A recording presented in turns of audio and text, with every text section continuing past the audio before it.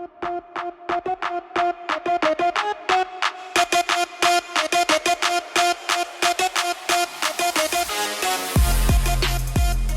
morning, afternoon, and evening, everyone.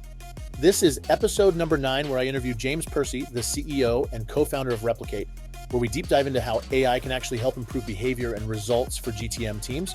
This podcast is sponsored by the GTM AI Academy, your go-to resource for learning how to leverage AI in go-to-market teams and individual roles. You can find this episode on Apple Podcasts, Spotify, YouTube, LinkedIn, and more. Everyone, welcome back. Yet again, we have the GTM AI Podcast, and I have my guy, James, here with me. We've been working together for a little bit. I've been helping promote your product. Love what you're doing, and really excited to have you on because there's a lot of stuff I want to kind of pick your brain on, specifically with what your tool is and just AI in general. So thank you for joining. Really excited to have you. My pleasure. I'm looking forward to it. Good.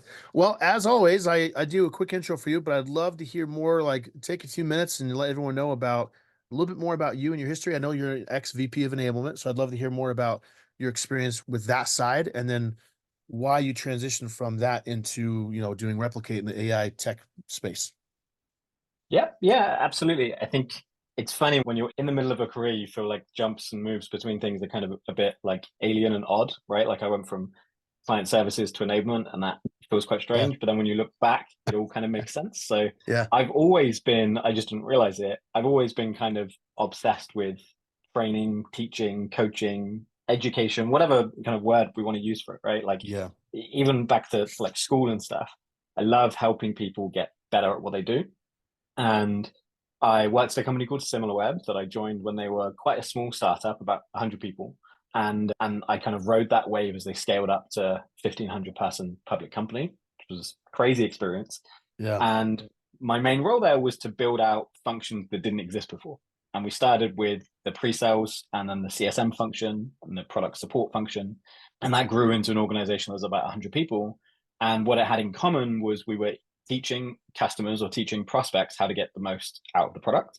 And then more recently, kind of 3 years ago, we built the enablement function to teach employees how to teach customers, right? Like this convoluted kind of daisy chain of training. And I kept running into this problem, and I actually saw it on the customer side and the enablement side, which was you teach people how to do a thing, you get really good feedback on it. And then a couple of weeks later, no matter how good that training session was, they've forgotten the vast majority of everything that you told them. And they're not doing the thing that never happens. What are you talking about? And it just became like, I don't know if I'd call it a healthy or an unhealthy obsession, but I just got really like fixated on this problem. And I tried for over a year to solve this with human beings. And I spoke to loads of other enablement leaders at other businesses, from Fortune 500 companies to growth startups. And I think that there's almost this kind of level of acceptance of the reality. That's just what it is. And then when AI came on, or generative AI more accurately came on the scene, I just felt that there must be a way to solve this. And I didn't even really know how to do it.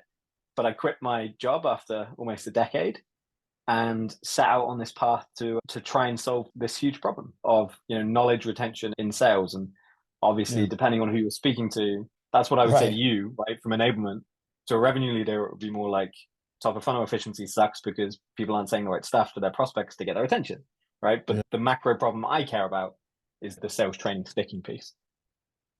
So you started this. When did you start this? I know you just launched this last, few weeks ago. Technically, you just launched. When did you start the journey of starting to build it out? We had the idea of a concept of how to solve this, which isn't what we're doing now, about 7 or 8 months ago. So kind of the second half of last year. And that's when I resigned and we started building some stuff. And we called this thing Train This AI. And it was feedback automation. So you connect it to your Gong instance, SalesLoft, whatever it was. And we would pull in calls and emails and stuff that you do. And we would automate the feedback component, not the coaching, but the feedback component. So like scorecards and kind of bullet point, try this next time kind of thing, to save managers time, thinking that management reinforcement was like the core reason behind the problem. And then with what Train This allowed us to do was have a lot of conversations with a lot of people. And then that refined our understanding of the issue. And we ended up relaunching as Replicate I think second week of January of this year. So very Yeah. new, with this much more complex multi kind of solution product that we think really encapsulates the core reasons behind sales training not sticking. And Awesome. that's when we're starting to see like the market respond and more dialogue and customers and all that fun stuff. Good.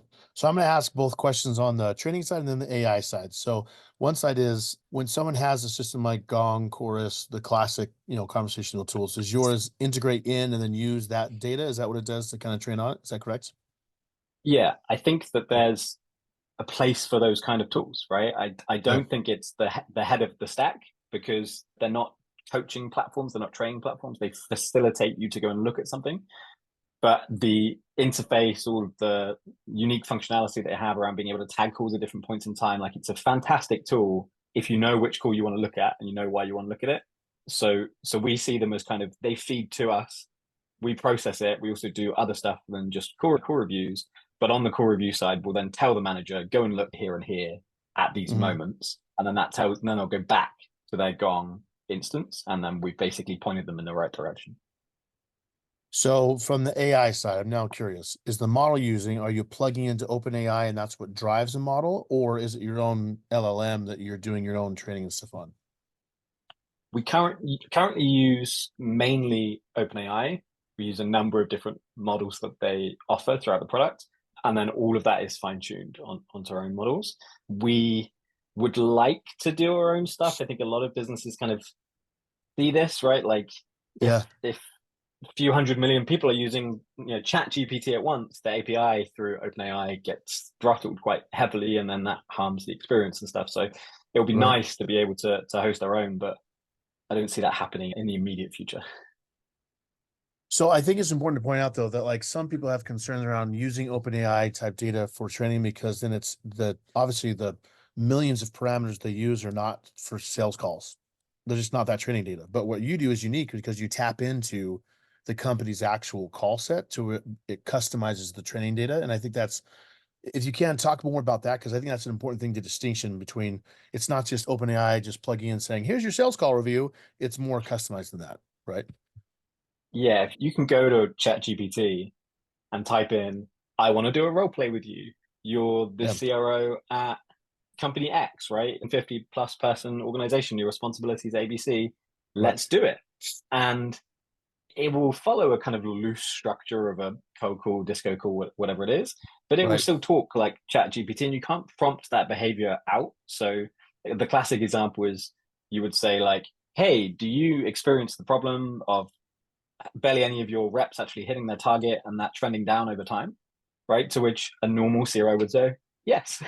Right. Or Yeah. unfortunately, yes, we're along with the rest of the market in that mess. Right. That kind of thing. ChatGPT Mhm. would say, yes, indeed, we do experience the problem of, and kind of repeat the thing back to you and then add 50 words beneath it that you didn't ask for. So it's just not realistic on their side. And ironically, two human beings doing a role play also isn't very realistic, right? Because the person playing the customer isn't the customer.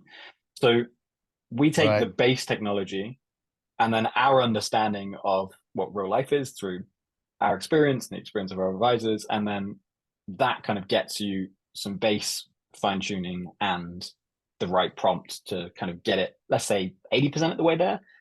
Mhm. And then, yeah, the thing that really takes this up like a whole other level is when you bring in, whether it's 10, 50, 100, 1,000 actual cold calls that your business did with a specific persona, and you add that into the game. Or basically, it learns the style of how your customers speak, which will be really different between different companies. It learns your value proposition, where you do well, where you struggle, what the common objections are. And it's very like having a real conversation with that persona at your business. And that, I think, takes it from a game or a gimmick or just something cool to try out a couple of times to, this is the future of role plays, right? And then the feedback stuff that we talked about before. So yeah, I think that's where this really separates from, yeah, maybe some other tools that we've seen. There's some awesome ones, but there's some that are literally just his chat GPT out loud. Right. And that's probably just where they're starting off, which is fine. But we don't think the adoption will come without realism. Yeah, in the academy, I actually have a prompt where I teach people like if you want to do role play ChatGPT because you have no other option, this is how you do it. But even then, it's like you have to have the prompt is massive because you have to train it on context, persona, all the stuff you have to do a proper training. And even that's limited because you only have a certain amount of space in a text to be able to train it on what you're trying to do, So it does a decent job, but it's definitely broader. It's not like you said specific to the company, persona, industry, Yeah. problems, all that stuff. And that's It's actually one 10, thing. Go ahead. it's 10x on not doing it, right? Yeah. Like it's wild, but go to market's probably like the biggest skills-based professional in the world that doesn't ever practice, right? Like sports is the most common one always Right. used. Like it's, and then reps will say like, I don't need to practice. I'll just speak to real customers. It's like, well, if that was the most Like if effective that's what you want thing, to do. Yeah. there'd be 7 games of football every day. There wouldn't be 6 games of training. It's like 6 training Yeah. sessions and then 1 game, right?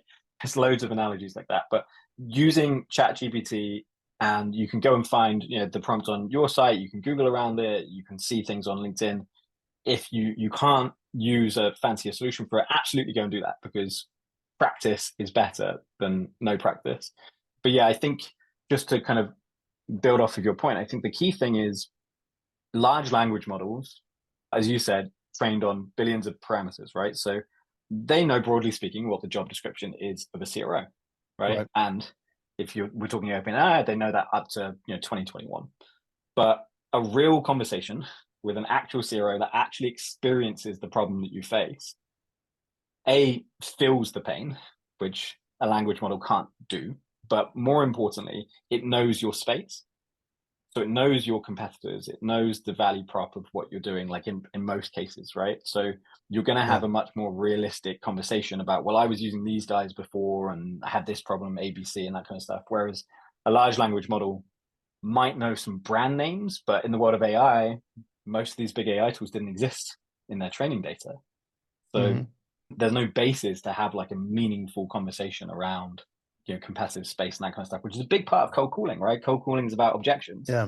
and it can't accurately object, which is kind of nice, Right. but Yeah, they can predict. It's that predictive analytics. I can predict that this might be an objection, but it's yeah, not actual data. It's just guessing. Really, yeah, a good guess, but it's still guessing.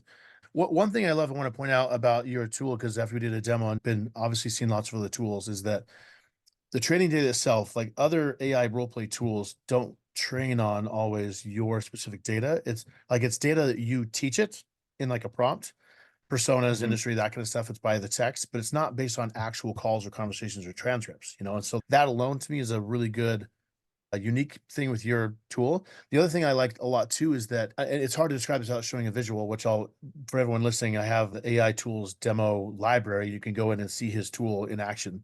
What I loved about it is that you have on one scorecard scores of actual calls, and then right next to it is scores of practice calls. So you can start seeing a correlation between the practice and then the real calls and finding patterns in both and like how to do like that. To me as a coach, that's like when I'm doing an actual human coaching program and I have to go listen to all these gong calls, I do scorecards and I listen to things. Like there's a year where I did at least 500 to 1,000 call reviews because I was doing 3 or 4 or 5 a week. crazy, So I was like crazy. on it, but even then I was only doing 1% of all the calls in the company, and I could find patterns, but I knew I was missing the boat on stuff. So seeing the comparison between that and then practice sessions, because again, I didn't have an AI tool, so the practice sessions were with me.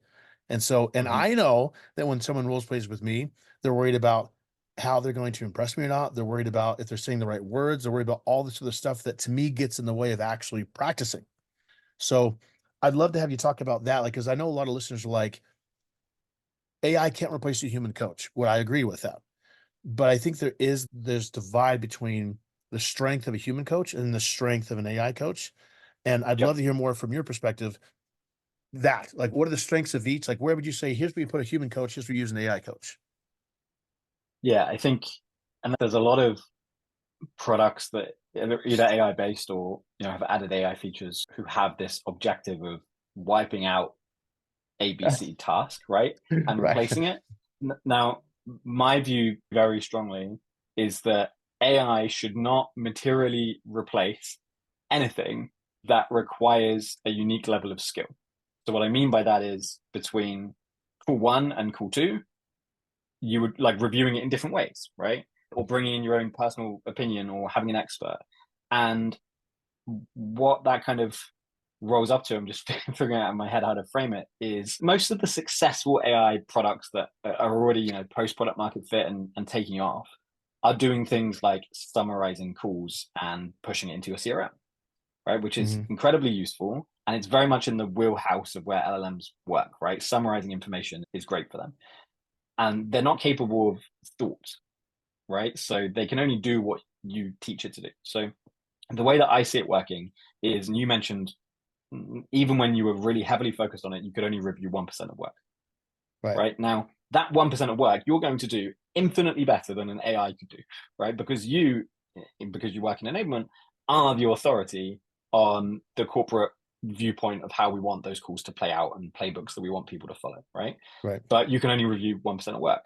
So if you Right. can train an AI based on a combination of real client data and your playbook, right, of how you want how you would review work, and say, go and score the other 99%, and then give you scored this because of X. Next time, instead of saying Y, try saying Z. Not overly complex, but useful, actionable Right.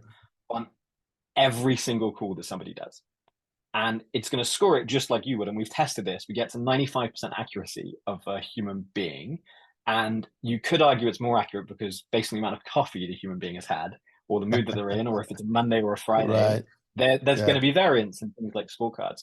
So AI is amazing at kind of, without wanting to use the word, replicating the efficacy of a specific task or person, right? Mm-hmm. What it can't do is review a call you've never seen before and give hyper personalized, unique, extremely in depth coaching and feedback. And even if it could, which it can't, even if it could, I would argue that is still going to be more effective and stickier and more likely to make it into someone's head if it's Right. delivered by somebody that they know, that they respect, like yourself, right? So the way that we see it is, our job is to basically take the topic of coaching and split it in two. And you have feedback, which is predominantly a review exercise, and coaching, which is Right. predominantly a qualitative conversational exercise. And Right. if we can basically wipe out the feedback piece from being on a manager's schedule, the amount of time it gives them to then go and focus on the exact right areas per person and materially make that person better, it's like incomparable, right? Like, Mm-hmm. let me simplify it for you. How did you choose the calls that you reviewed? Oh gosh, Tracker's team needs, just depended on what was going on, but yeah, Often it, like it, just ca- it ask came down people to to send you calls? no. I had No? Gong, so I used Gong as the tool, and in there, like it was both from. I analyzed every single team member, and for the top performers, which I knew who they were, I was looking for top performer analysis type stuff, but also saying, okay, they're missing anything. And then I had the lower to mid level performers go, okay, what are they doing that these aren't, and what do we need to have, and just kind of like that analysis. So I usually try to get one from each person, so I knew where they're at, so I could help develop a coaching plan for each person. That was the goal. Is just how do I help this person progress their sales velocity metrics and quota? So Right. that was the So goal. So when you say performance, you're saying their outcome metrics, right? Like yeah, tracking to target, that kind of thing. yeah, So when I was a rep, first 11 months that I was an enterprise sales executive, I closed one deal. right. One deal in 11 months. And it was meant to be a 3-month sales cycle. And in that time, I got promoted, right? Like, how weird is that? And I'm still not sure why I got promoted. It's a questionable decision, but I'll take Right. it. But people would watch me do discovery, do a demo, and then they would make a deck, whatever it was, and they would take that work and share it with everybody else as an example of like how to do it. But I wasn't closing deals, but there was this view of like the quality of what this person is saying and what they're doing is really good. And I've seen this a few times with other people over the years, right? That don't Mhm. get that commercial performance immediately. On the flip side, you get people that come in really fast, go hard on activity and volume, smash in a bunch of deals, which churn Yeah. 12 months later, right? And they just look like a god because they're just closing all this business. But what they're saying when you look under the hood is like dirty, right? Like, let's Right. just get this deal over Yeah. the line. So, a classic example we hear is, send me a good call and a bad call. And the rep sends you two amazing calls because they don't want to look bad, right? Yeah. They don't want to look bad. So Yep. if you're reviewing everything and you're reviewing it against your actual playbook through actually, like, you don't use this word lightly, like understanding versus like trackers on Gong, which is keyword counters, right? And you can objectively say, right, Jonathan, this person, let's say Millie is struggling on cold calls specifically because of objection handling against competitor X. And this is also something she's getting worse at over time. Look at this graph, which tells us Right. that maybe there's a confidence issue there, right? And here's 3 calls from last week where this was a problem. And at the same time, here's 3 calls from John, who sits next to her, right? Where he handled the same exact scenario with like an A+ standard. Maybe you should pair them up, right? And being that kind of co-pilot that says across your entire universe that everything's happening, I've Right. reviewed everything to your standards, and I'm telling you this is where you need to go and focus. And then what's more than that, if you want to put them in a simulated practice environment on that particular topic and drill them on it and make them really good at it, right? We can set the simulator to argue with everything they say, which forces them to actually learn the skill rather Right. than just recite the FAQs. So it's that like end-to-end process. And I think this is what separates us from some not dissimilar products on the market. Our goal isn't AI simulators. Our goal also isn't like automation of scoring and feedback, right? Like our goal is to make sure that reps are doing what a business wants them to do. And if they are Yeah. and the business isn't getting results, that's a business problem, right? Like how many times does the rep blame the playbook? There's no data to tell you whether it's good or bad. So by Right. making that kind of deterministic, you then ensure that the right people are going to get the right support that they need, or the business is going to have a light bulb moment that their strategy is wrong, right? But either way, everybody Right. wins. I think that's a delicate balance between the two because, like, most companies, at least the ones I've been at, we knew the product market fit was there, but it's good to point out that there might be a bigger problem than just coaching. But assuming that the product market fit is there, then it really comes down to really fine tuning stuff, which I think is, um, how do I say this right? Like, I read this interesting article from this guy who was a psychologist who recorded his calls and had AI. I think it was ChatGPT, but he trained it so where it was on his specific method of psychology.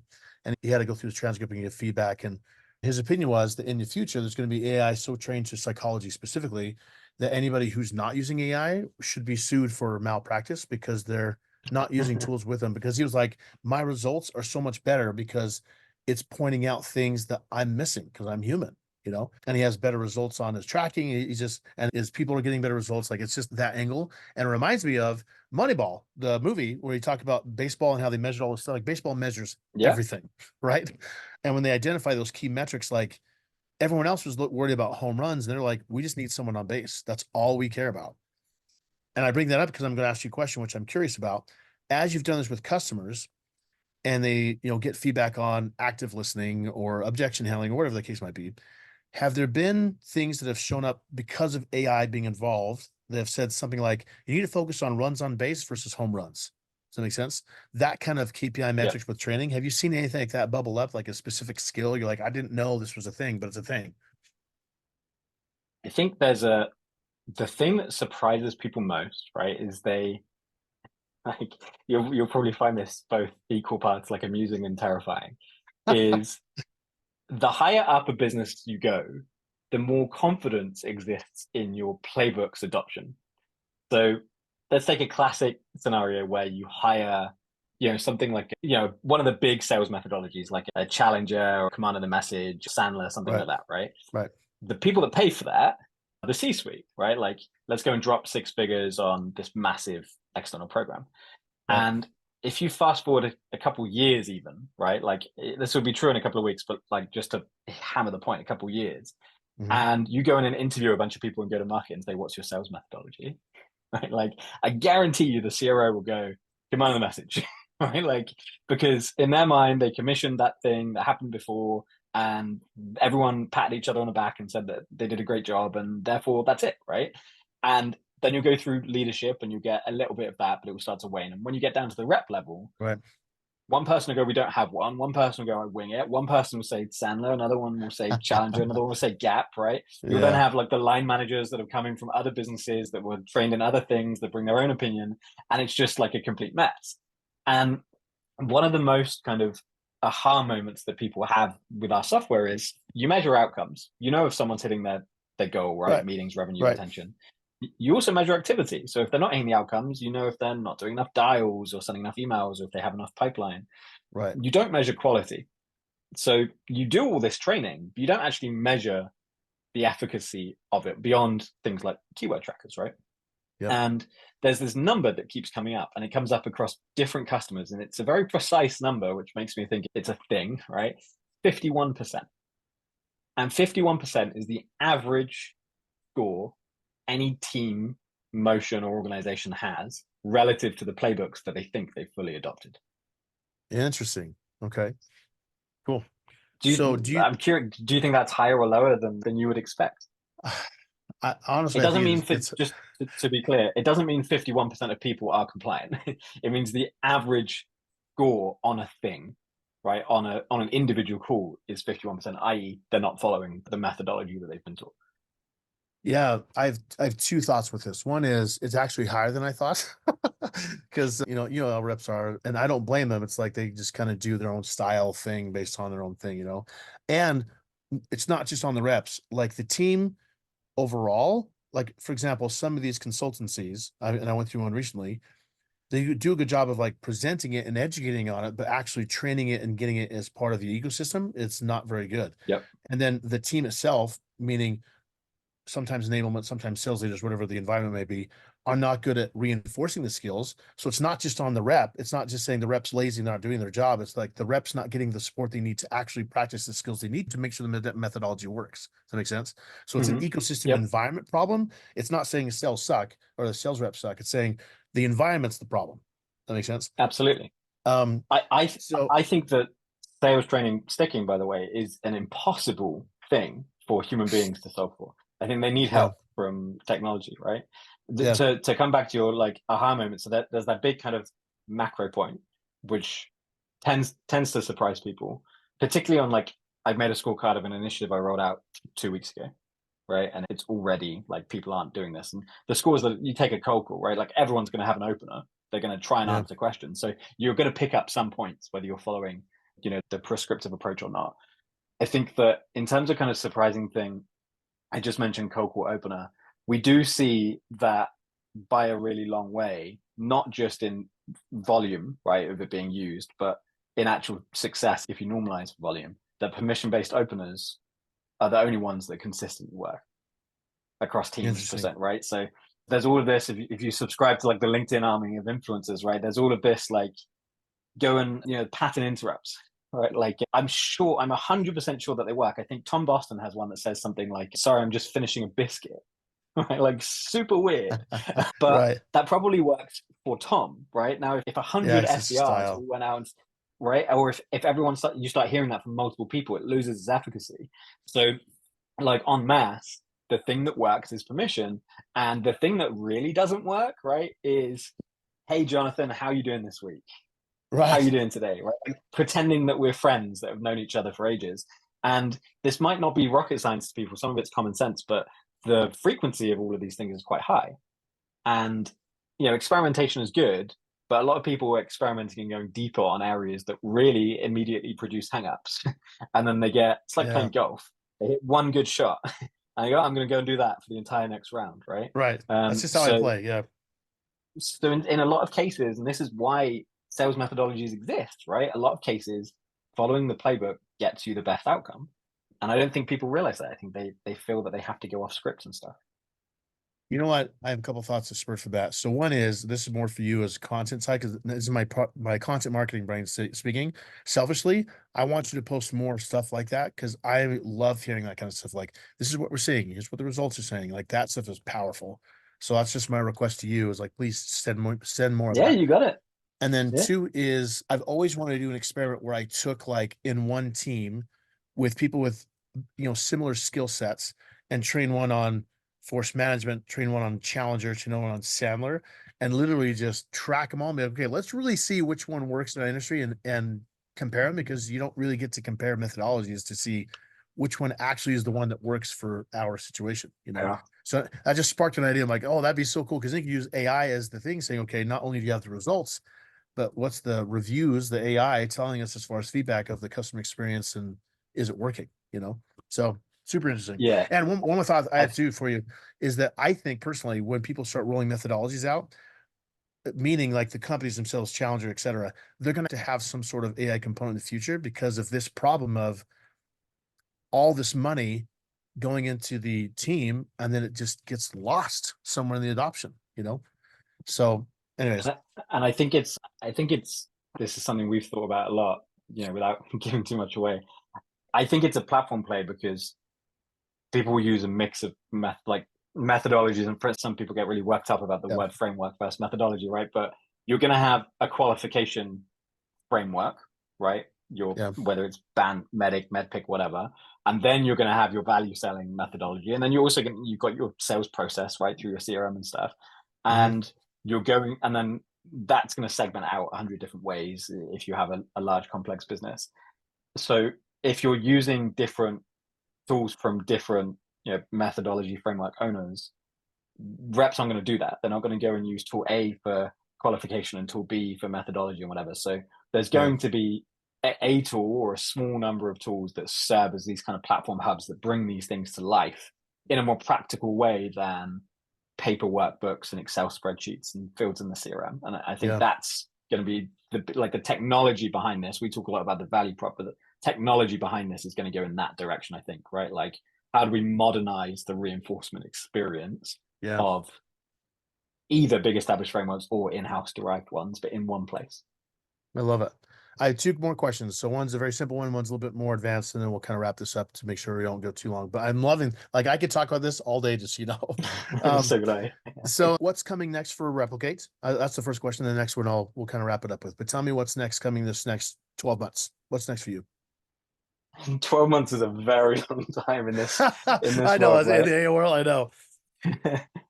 I think that I'm trying to think of how to answer it because I also don't want to give away, the keys to the kingdom. Integrations is going to be a big thing, right? Like I had a prospect the other day described, they use this great phrase. They said tool fatigue, right? Yeah. Like, it doesn't matter what you're doing. You could be doing the world's greatest thing that every single person that looks at it goes, that's phenomenal. That's going to revolutionize sales. But you put it into a rep's workflow along with CRM updates and going to the conversational intelligence platform and using this call recorder and this All this e-learning stuff. platform. And yeah, like, it doesn't matter how good it is because it ends up being seen as just another nightmare that nobody wants to do. So we see integrations in two ways. The more platforms that we integrate from a feeding perspective, right? Your Gong, Outreach, SalesLoft, those kind of guys, right? That connect the data to us in that workflow that I described earlier, the better, because the more customers we can serve, we don't have to speak to someone and go, oh, you're using them. Sorry. Hmm. Right. Which Yeah. obviously for an early stage startup is a bit annoying.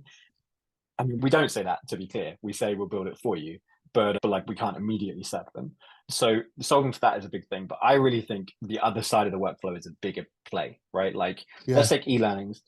And e-learning is 10% of how a human being learns, right? It's passive. It's not learning by doing, and it's not learning from feedback, right? So on the 70-20-10, it's 10%. What if at the end of your passive e-learning, there's a simulator? So you've just done this e-learning, right? That's teaching you about persona X and your new Hmm. employee onboarding.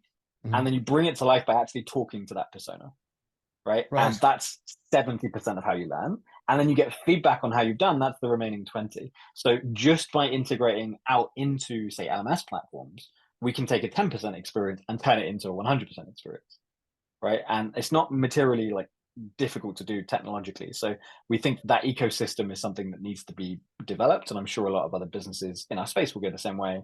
And then longer term than that, Yeah. it's kind of what you can currently do manually, but turning that into more native functionality. Like, when you're at school, if you have a really good teacher, that teacher adapts their learning style and their content to individual learning styles Right. in the room, right? And also, you're putting cohorts, right? You have your like top group, your group that Yeah. needs more help and that kind of thing. So the point is, the school experience is individualized.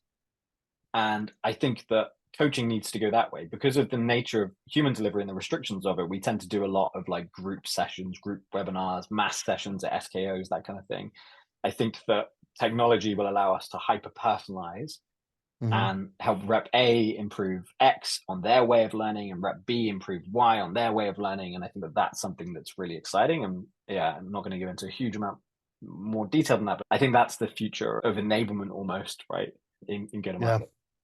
I agree with you. And that's what I think the promise of AI is in general. Like people think it's going to take away the human element. And I'm like, I don't think so. I think it's going to actually put more human eyes into it because I'd rather Yep. have a course that's customized to me than just a general course that's just for 300,000 other people, you know, and there's power behind that. So I love that you're thinking that way. One last question, which is website. Where do people find you? So we're on GetReplicate.ai. If you go to replicate.com or replicate.ai, you end up on like a dev tool for AI. It should be pretty obvious that you're in the wrong place, right? Right. So GetReplicate.ai. We have a free tool, by the way, where you can even build a simulator off a LinkedIn profile and have a conversation with that person, an AI version of that person on LinkedIn. Yeah. Crazy cool. You can do that for free. So yeah, GetReplicate.ai. I will, in the show notes for everyone listening, I'll make sure we have both the website and I'll make sure we point out the similar as well. And by the time this comes out, I would have done one myself. So I'm going to be doing one and actually posting it to my LinkedIn 1st of March. So if you're listening to this, go back to my LinkedIn. I'll have an example of this on my LinkedIn there, which I'm excited for. But James, thank you. Like this conversation is like I told you, I can nerd out on AI/enablement stuff all day long. So I love it. But thank you for joining us. I appreciate it. Likewise. Thank you. Cool. Thanks, man. Thanks for listening to the GTM AI Podcast. Please follow, subscribe, like, comment, and come back for more.